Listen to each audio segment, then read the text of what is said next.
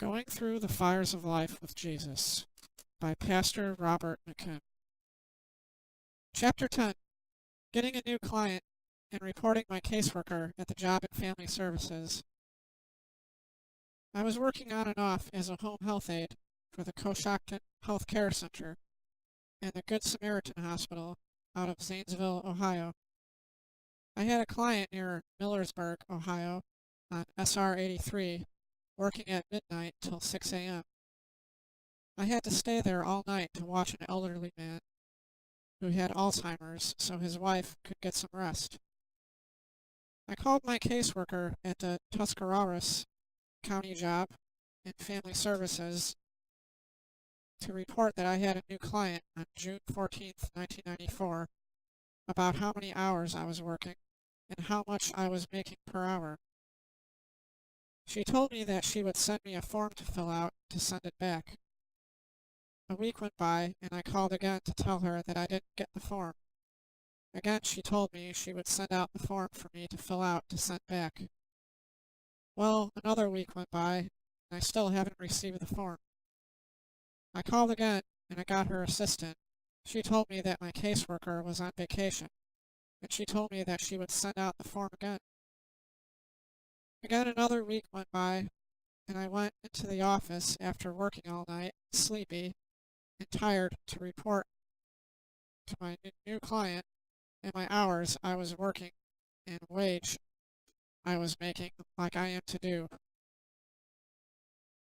The thing is that I reported it 3 times before, but my caseworker never followed through with my reports. After all this reporting I had an overage food stamps and benefit money. I was called into the office of the overpayment officer, who wanted me to admit that I never called or reported in a timely manner. I tried to tell him that I did, but he said that because there is no proof that I called, I had to take the blame. Then there was another time shortly after this happened, where they tried to get me in trouble again, but after my attorney saw a form in my file where I did report it, but my caseworker didn't follow through with my report. The overpayment officer said that it was a caseworker error. The first time was her fault also. How would I know that she was on vacation around the last week of June 1994 if I didn't call in to make a report the third time? Whatever happened to a man's word being proof of what has happened? I was not just a home health aide.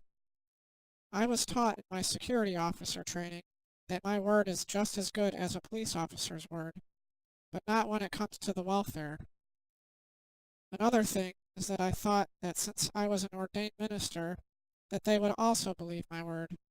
But I have found out that if you don't have it in writing, or even to a tape recorder to record your phone calls with the Job and Family Services, they will even call the Pope a liar. The caseworkers will lie to keep their jobs.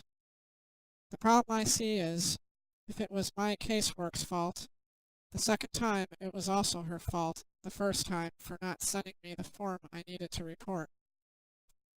This whole issue was unethical and illegal.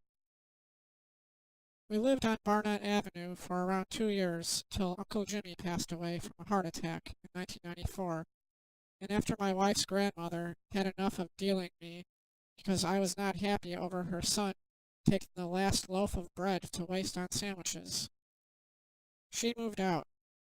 We couldn't afford to live in that big house with just AFDC and food stamps.